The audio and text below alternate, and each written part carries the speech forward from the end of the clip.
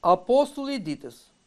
Pavli, apostulli i Isu Krishtit me vullnetin e Perëndisë, shenjtorëve që janë në Efes dhe besimtarëve në Isu Krishtin. Hir mbi ju dhe paqe për Perëndisë, Atit ton dhe për Zotit Jezu Krisht. I bekuar qoftë Perëndia dhe Ati Zotit ton Isu Krisht, na bekojë me çdo bekim shpirtin dhe qelloret me anë të Krishtit, siç na zgjodhi me anë të Tij para se të krijohet bota. Që të jemi shenjtorë dhe të paqortueshëm para Tij me anë të dashurisë, duke na paracaktuar për birësimin e Tij me anë të Isu Krishtit, sipas pëlqimit të vullnetit të Tij, për mburjet e lavdisë së hirit të Tij, të cilën na dhuroi me anë të dashurisë të Tij, të cili kemi shpërblim me anë të gjakut të Tij, ndjesën e fajeve sipas pasurisë së hirit të Tij, të cilin na e dha me të tepërt me çdo dituri e urtësi, duke na njohur misterin e vullnetit të Tij sipas pëlqimit të Tij, që e pati paracaktuar në vetvete. Komenti i apostullit. Të nderuar dëgjues të radios Nja dhe miq të Ungjillit, sot lexojmë nga letra e apostullit Pavli drejtuar Efesianëve. Kapitulli i parë, vargu 1 dhe në vargun 9. Letra fillon kështu: Pavli, apostulli i Isu Krishtit me vullnetin e Perëndisë, shenjtorëve që janë në Efes dhe besimtarëve në Isu Krishtin. Letra e apostullit Pavli drejtuar Efesianëve është një nga majat më të larta të zbulesës biblike dhe zëvend unik në letrat e apostullit. Ndryshe nga letrat e tjera të apostullit Pavlit, të cilat janë shkruar nga debati doktrinor ose nga probleme kishtare, letra e Efesianëve krijon përshtypjen e një rrjedhe të pasur plot zbulesa që del nga jeta personale e apostullit Pavlit, nga jeta e tij e përkushtuar. Pavli e shkruan letrën kur ishte i burgosur në Rom dhe ka të ngjarë që kjo letër të jetë pothuajse në të njëjtën kohë me letrën drejtuar Kolosianëve. Të dyja këto letra u dërguan në destinacion nga bashkëpunëtori i apostullit Pavlit me emrin Titiku, ashtu siç ai na njofton në letrën drejtuar Kolosianëve. Besohet se apostulli shkroi letrën drejtuar Efesianëve duke pasur ndërmend jo vetëm kishën e Efesit, por kjo letër të prekte gjithë kishat në krajinën e Azisë. Ai shkruan Pavli, apostulli i Isu Krishtit me vullnetin e Perëndisë. Është shumë e rëndësishme kjo, sepse patjetër që Pavli kishte shumë armiq të cilët kërkonin t'ia zbenin autoritetin e atij apostolik, duke thënë që ai nuk ishte pjesë e apostujve, siç ishin të 12-tët, po ashtu dhe 70-tët. Vërtet, Pavli nuk ishte i zgjedhur nga Zoti në fillim si zgjodhen apostujt dhe dishepujt, por ai quhej Saul dhe ishte përndjekës i kishës, një zelot i fes judaike dhe shikonte krishterimin si herezi. Ai përndoqi kishën dhe të krishterë në fillim, por Zoti pati plane të tjera për Saulin, i shfaqet në rrugën për në Damask dhe jo vetëm e kthen Saulin nga rruga e gabuar, por Zoti Krisht sipas vullnetit Perëndis e përzgjedh Saulin që të ishte mjeti i tij për të kombet. Në librin e veprave të apostujve na thuhet se si vetë Zoti Jezu Krisht i shfaqet Ananias, një dishepull në Damask, dhe e urdhëron që ai të shkojë dhe të pagëzojë Pavlin. Anania nguron duke thënë: kam dëgjuar për shumë vetash për këtë njerëz se sa të këqija u bëri shenjtorëve tu në Jeruzalem. Dhe këtu ka pushtet nga kryeprefektrin të lidhë të gjithë ata që thrasin në emrin tënd. Por Zoti i thot: shko, se ky më është një mjet i zgjedhur për të mbajtur emrin tim përpara kombeve e mbretërve dhe bijve të Izraelit. Dhe vërtet Sauli, që më vonë u quhet Pavli do të thotë i vogël, sepse ai thoshte unë jam më i vogël i apostujve, e mori të drejtën e apostullimit nga Zoti Krisht, ashtu siç e morën apostujt e tjerë, madje apostujt ku njohën me Pavlin e pranuan hirin apostolik dhe i dhanë në shenjë besimi dorën e tyre të djathtë. Dhe me këtë autoritet apostulli shkoi dhe predikoi në fillim tek Efesianët dhe pastaj u dërgon letrën. Ai u thot shenjtorëve që janë në Efes dhe besimtarëve në Isu Krishtin.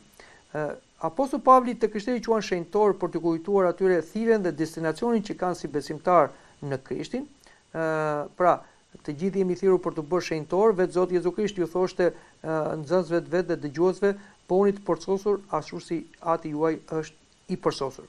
Vetëm Perëndia është shenjtor i përsosur, por njeriu në Krishtin me anë të Shpirtit Shenjtë bëhet i ngjashëm me Perëndin dhe ka mundësi të bëhet pra shenjtor, i ndar nga mëkati për kushtuar Perëndis.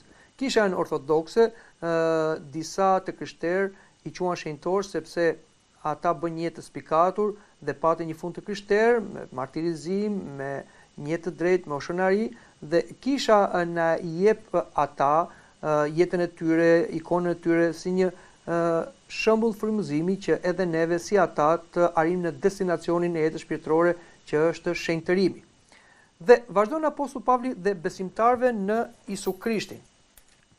Në Krishtin do të thotë që besimtari tani jeton dhe vepron në sferën e Isu Krishtit, pra në botën e Isu Krishtit. Ashtu si dhe apostulli Pavli thot në letrën drejtuar Galatasve.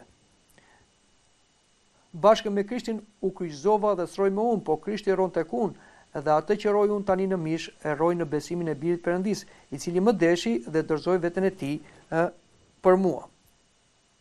Kjo bashkësi personale me Krishtin është gjëja më e rëndësishme në përvojën e të krishterit. Bashkimi me Krishtin vjen si një dhuratë nga Perëndia nëpërmjet besimit. Dhe vazhdon apostulli dhe thot: "Hir mbi ju dhe paqe prej Perëndis, Atit ton dhe prej Zotit Isu Krisht." Hiri është dhuratë e Perëndis, pra dhuratë për shpëtim që u dha Perëndia njerëzve me anë të Isu Krishtit nëpërmjet Shpirtit Shenjtë. Dhe paqja është gjendja tashmë e vendosur ndërmjet Perëndisë dhe njeriut. Kur njeriu mëkatoi, humbi paqen ndërmjet Perëndisë dhe njeriut. Pra, filloi të ketë një konflikt, një kundërshti të njeriu ndaj Perëndisë, por dhe të shenjtërisë së Perëndisë ndaj gjendjes mëkatare të njeriut. Me ardhen e Zotit Jezu Krisht, i cili u bë dhe bir njeriu dhe me flimin e tij pajtues u bë mundur të largohet mëkati që ishte futur ndërmjet Perëndisë dhe njeriut, dhe sistem kishte prishur paqen e Perëndisë me njeriu, dhe tashmë u rivendos kjo paqe. Dhe të gjitha këto janë dhurata nga Perëndia me anë të Zotit ton Isu Krisht. Vargu 3 thot: "I bekuar qoftë Perëndia dhe Ati i Zotit ton Isu Krisht, që na bekoi me çdo bekim shpirtin e qellorët me anë të Krishtit." Pra, në këtë varg dhe deri në vargun 14, mund të themi se është një sintezë e gjithë letrës së apostullit Pavli drejtuar Efesianëve. Këto rrjeshta janë një him falënderimi, pothuajse pa marrë frymë, i apostullit Pavli drejtuar Perëndisë, një him i mrekullueshëm, i bukur, i stilizuar bekimi. Dhe bekimi i parë që na vjen nga Perëndia është që i krishteri është thirrur për të marrë pjesë në qelloret, pra në jetën e përjetshme. Në ato vende ku Zoti Jezu Krisht zbriti dhe erdhi që të na hapi edhe neve rrugën për të vajtur në qiell.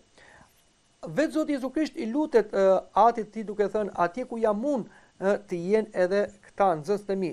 Madje thot apostujve: "Në shtëpinë e Atit tim ka shumë banesa, po shkoj t'ju bëj një vend dhe pastaj do vi edhe t'ju marr." Dim që në ardhen e dytë të Zotit Krisht me lavdinë e Atit bashkë me ëngjëjt e shenjtëruar, ai do të mbledhë të gjithë të zgjedhurit e tij nga të katër anët e botës, dhe të gjithë, thot apostulli Pavli, do akon me Zotin në ajër, do të jemi gjithmonë bashkë me të. Prandaj, gjithë jeta shpirtërore e një besimtari ose qëllimi i jetës nuk është thjesht që ai të krijojë një jetë të mirë këtu në tokë me disa benefice, por gjithë aspirata është për të vajtur në qielloret, pra për të hyrë në jetën e përjetshme. Ashtu si dhe te Kolosianët apostulli thotë: "Nëse pra u ringjallët me Krishtin, kërkoni ato gjëra që janë lart, ku Krishti është ulur në të djathtë të Perëndisë." Vargu 4 thotë: "Siç na zgjolli me anë të tij para se të krijohet bota, që jemi shenjtor dhe të paqortueshëm përpara tij me anë të dashurisë." Apostulli Pavli në këtë varg na trajton një nga doktrinat e tij të rëndësishme në lidhje me zgjedhjen. Zgjedhja përfshin veprimin që bëri Perëndia në Krishtin për të veçuar një popull për veten e tij në mënyrë që ata të ishin të shenjtë dhe të panjollosur përpara tij. Apostulli e sheh të zgjedhjen si një shprehje të dashurisë Perëndisë, ku ai pranon të gjithë ata që kanë pranuar birin e tij, dhe këta përbëjnë atë që quhet populli i ri i Zotit, populli i krishterë ose trupi i Krishtit. Në ungjillin sipas Johanit na thuhet: "Erdhi tek të tjerë dhe të tjerë nuk e pritën. Dhe sa e pritën atyre dha pushtet të bëhen mbi Perëndije atyre që besojnë me anë të atij." Pra, Zoti Krisht erdhi tek të tjerë, erdhi tek populli i Izraelit, por dim që në përgjithësi populli i Izraelit nuk e priti, e refuzoi Krishtin Mesian. Atëre Zoti Krisht nëpërmjet apostujve u drejtua te kombet, dhe kombet e pranuan atë, dhe kombet së bashku me mbetjen e popullit të Izraelit u bën të zgjedhurit e Perëndisë, pra populli i ri i Zotit, populli i krishterë.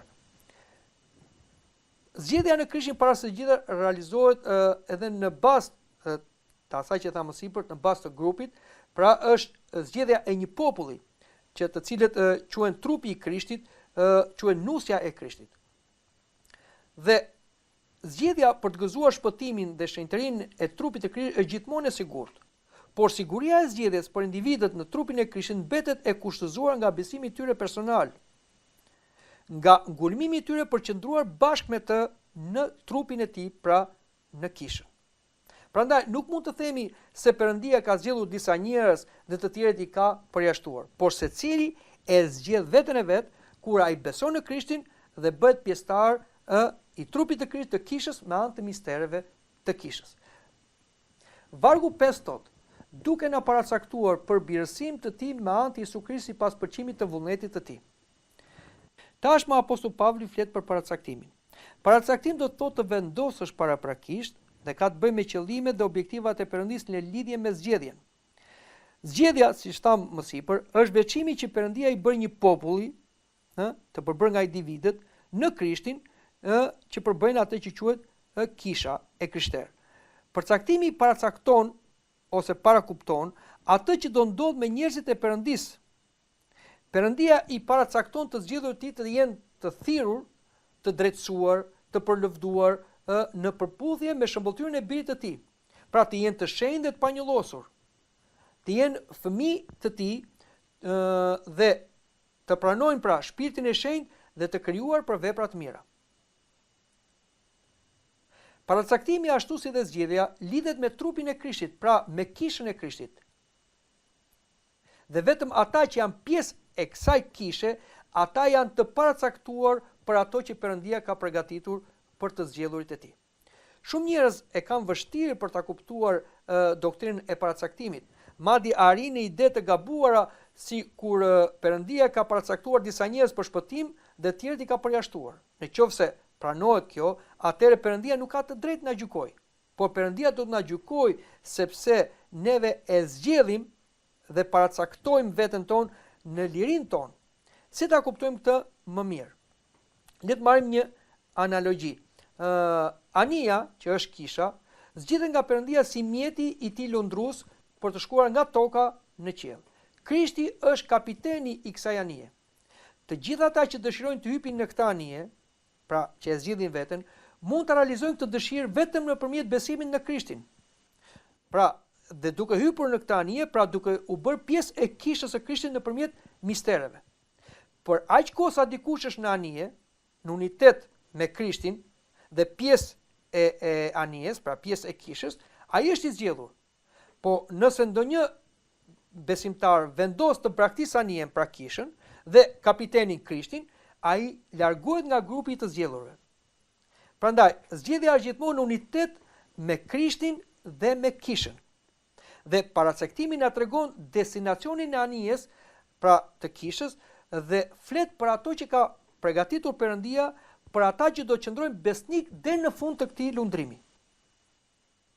Perëndia na fton të gjithë, pra çdo njeri të hyjë në anijen, pra në kishën dhe të bëhet i zgjedhur vetëm nëpërmjet besimit në Jezu Krishtin.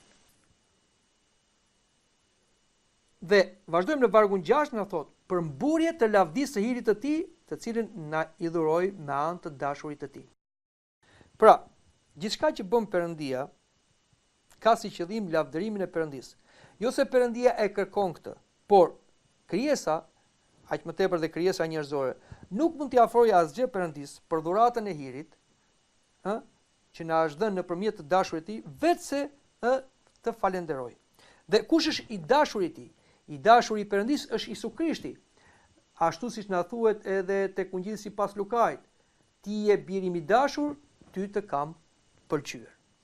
Dhe vazhdojmë në vargun 7, na thuhet: tek i cili kemi shpërblimin me anë të gjakut të tij, ndjesën e fajeve sipas pasurisë së hirit të tij. Bekimi që na vjen nga Perëndia vjen nëpërmjet gjakut të Krishtit. Pra, vërtet ky bekim, ky hir, kjo dhuratë na është dhënë nga Perëndia, po nuk na është dhënë falas, por na është dhënë nëpërmjet gjakut të Krishtit, ashtu si dhe apostulli Petro në letrën e tij shkruan: duke ditur se jo me anë gjërash që prishen, si argjendi ose ari, jeni shpenguar nga sjellja e kot të dorëzuar nga etrit, por me anë të gjakut të çmuar të Krishtit, si të qingjit të patëmet dhe të panjoll, të paranjohur përpara krijimit të botës, por të shfaqur në kohët e fundit për ju. Dhe vargu 8 thot, të cilin na e dha me të tepër me çdo dituri e urtësi. Hiri i Perëndis, dhurata e Perëndis, e cila na jepet nëpërmjet të dashurit të tij Isu Krishtit, dhe me anë të gjakut të tij, është një dhuratë jo e mangët, e kufizuar, por është një dhuratë e plot me të tepërt. Dhe ky hir gjendet i plot në Isu Krishtin, ashtu siç na shkruan përsëri apostulli Pavli në letrën drejtuar Kolosianëve, sepse në të i pëlqeu Ati të ri gjithë plotësia, dhe Isu Krishti quhet urtësia dhe dituria e Perëndis. Vargu 9 thot, duke na njohur misterin e vullnetit të tij sipas pëlqimit të tij që e pati paracaktuar në vetvete. Pra, Perëndia atë nëpërmjet Isu Krishtit që është urtësia dhe dituria e Perëndis, na njohur misterin e vullnetit të Perëndis sipas dëshirës së vet Perëndis që e pati paracaktuar në vetvete. Pra, Perëndia kishte paracaktuar që të krijonte botën dhe ta shpëtonte botën nëpërmjet Isu Krishtit. Kjo na tregohet dhe në letrën e apostullit Pavlit drejtuar Romakëve, ku ai na thot: por ati që mund t'ju fuqizoj juve sipas ungjillit tim dhe predikimit të Isu Krishtit sipas bulesës të misterit të mbajtur fshehur prej kohës të përjetshme, por tani u shfaq me anë të shkrimeve të profetëve, sipas urdhërimit të Perëndis të përjetshëm, dhe u njoh për të gjithë kombet për të sjellë bindje në besim. Perëndis të vetmit të urtë i qof lavdi në përjetësi me anë të Isu Krishtit. Amin. Dëgjuat komentin e letrës së apostullit Pavlit drejtuar Efesianëve.